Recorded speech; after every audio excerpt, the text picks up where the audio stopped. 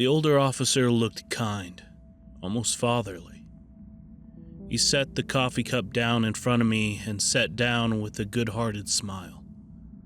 I pulled the survival blanket closer around me and did my best to smile back. Now that should set you right. You must be chilled to the bone, Martin said.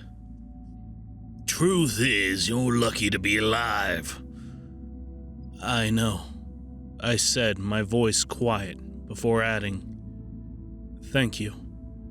You don't need to thank us. It's what we signed up for. But I would like to ask you what happened out there, if that's okay. Seeing the look on my face, he leaned back a little, giving me some space. I understand if this is hard, but we need to make sure none of this ever happens again to our trainees. I glanced around the room before I answered, taking in the small, windowless room they brought me to. On the boat back, they asked me some questions as they treated me. But once I was back on land, there had been hushed conversations and calls being made.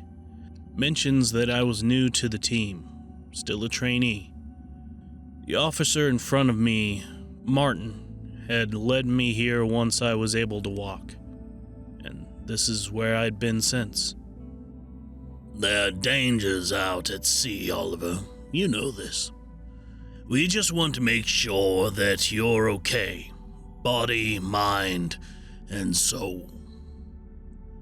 The kindly smile he offered was at odds with the closed door, but I hesitantly began to speak. I was being stupid. Really stupid. We were running some speedboat drills, slamming it through the big waves at speed, taking advantage of the storm to practice bad weather work. The rain and the spray were intense. Steph had instructed me to be spotter, so I was standing and looking for the target. I stopped again, not wanting to admit what I'd done. Martin looked at me, the wrinkles around his eyes asking me to trust him. I gathered myself and carried on. My life jacket, the strap was twisted and cutting into my ribs. I thought it would be okay, just for a moment to unclip. If I was still holding the rail with my other hand, I looked up, desperate not to be judged. And so, of course, the boat bucks at that moment. Of course, now I've only got one hand holding the boat. And I overbalanced, and... Everyone makes mistakes, Oliver, Martin says soothingly. I've unbuckled my jacket before. We all have. He paused for a second as he took a sip of coffee to wet his dry lips. So, what happened next? He pressed. I hit the surface screaming. So I was instantly swallowing water. I began. I explained it all, the burning salt blinding me, filling my nose. The wake of the boat had me tumbling, sending me disoriented and spinning into the darkness. The feeling of the life jacket being torn away, my clothes and shoes becoming as heavy as iron as I desperately kicked for what I hoped was the surface. I described breaking into air for just long enough to suck in the wave that forced me back under. My training telling me that I had to get my shoes and jacket off so I could swim. The sleeve getting caught, tangling me, binding my arms, lungs burning as I watched the surface recede as I sank through the yielding water beneath me, fighting my own convulsing throat that I wanted to breathe air that didn't exist. I didn't even realize I was crying until I felt Martin's hand on my shoulder. That's awful, he said. It was a kindly gesture, but Martin was stiff.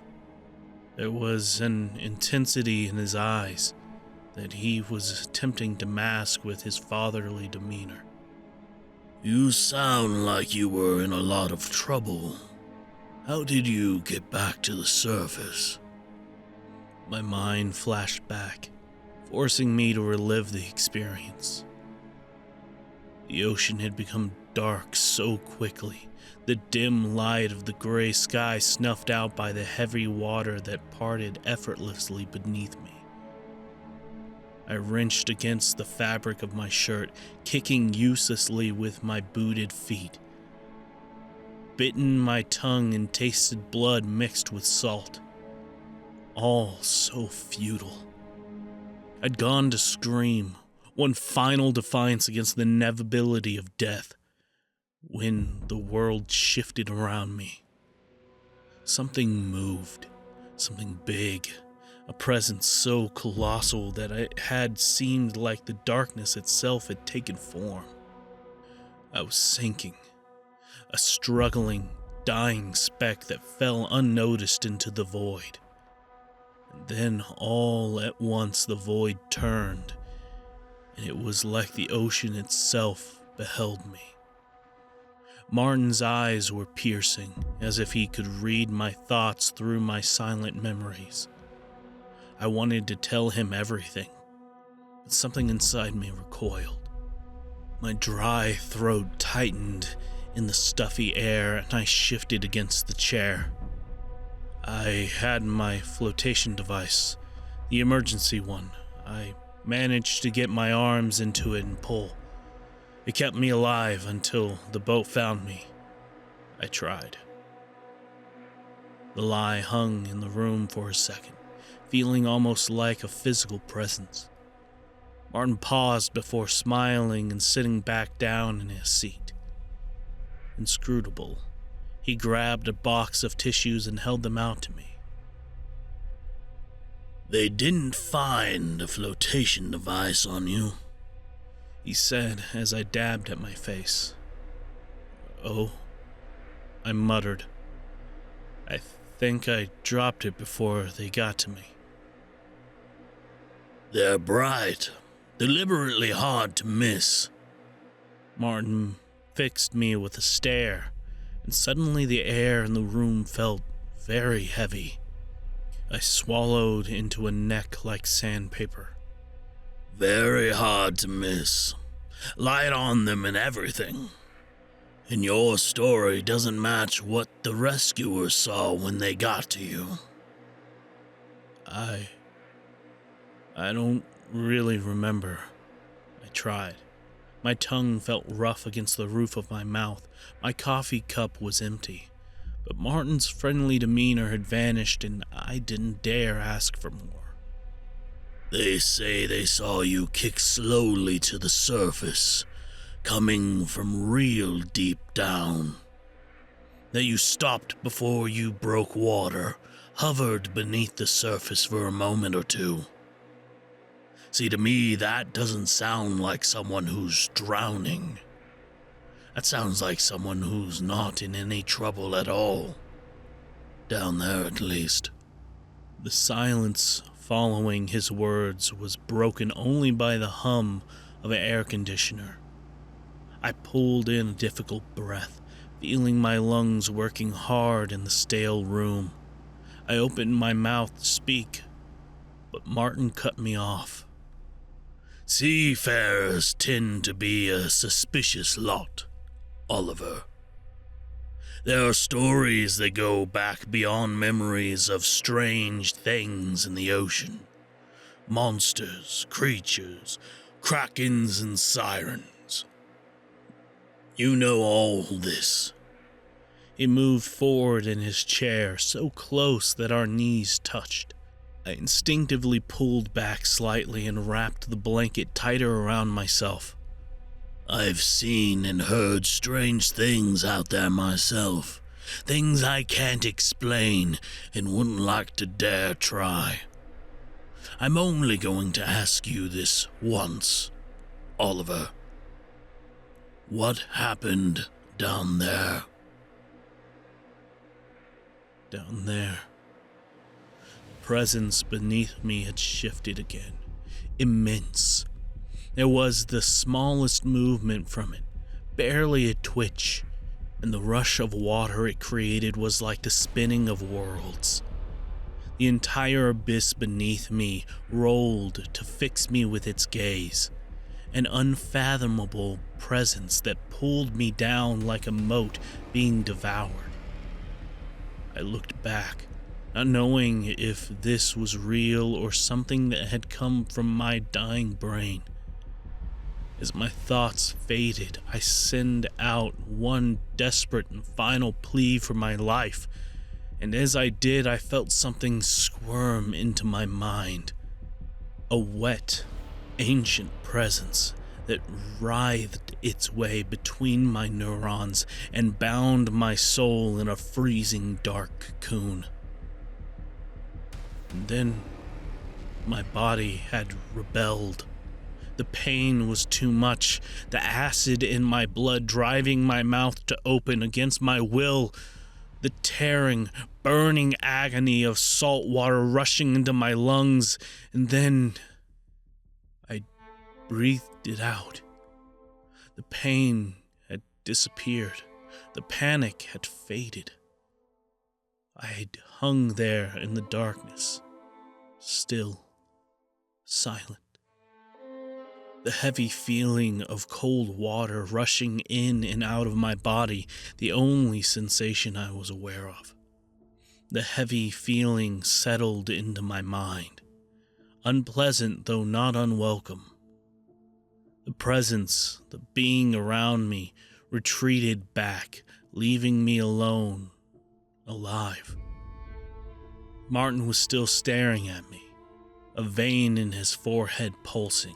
I opened my mouth to answer, to say some lie. Instead, seawater gushed forth, soaking the front of the shock blanket. He stood up, his chair screeching harshly on the concrete floor. Well, I'd say that does it then, he said, looking at me with something between fear and disgust. Does what? What are you going to do with me now? I rasped out. My head swam as I stood as well, but I made sure that I stayed on my feet. I tasted ocean on my tongue. We're a military branch, Oliver. You'll be taken into custody and held somewhere safe. This isn't your fault, but you're dangerous now, and we can't have you wandering free. You've touched them. I'll personally see to it that you're comfortable wherever you end up. Who are them, Martin? What happened to me? What is going on? There was a hysterical edge to my cracked voice now, but Martin wasn't listening anymore. We'll see you safe, Oliver. Then we'll explain everything. As the locked door clicked open, I knew that this was it. A man and woman were entering the room, still only Coastguard, both unarmed, but both looking serious. Martin had turned to them to speak, to tell them how I was to be held. But I was already moving, driven by fear and instinct and the powerful, all-consuming thirst. The new man hadn't been looking at me as I barreled into him, and he let out a choking wail as my forehead made contact with his nose. A second later, I was pounding down the hallways, bursting out into daylight, looking around wildly as shouts and fast footsteps followed me. Without being consciously aware of making the choice, I span away from the road and pelted across the tarmac towards the beach. On land, I'd be trapped, hunted, found, but the sea offered safety. I fixed my eyes on the lapping waves and redoubled my speed, feeling the hot grip beneath my feet, the dry air rasping at my skin.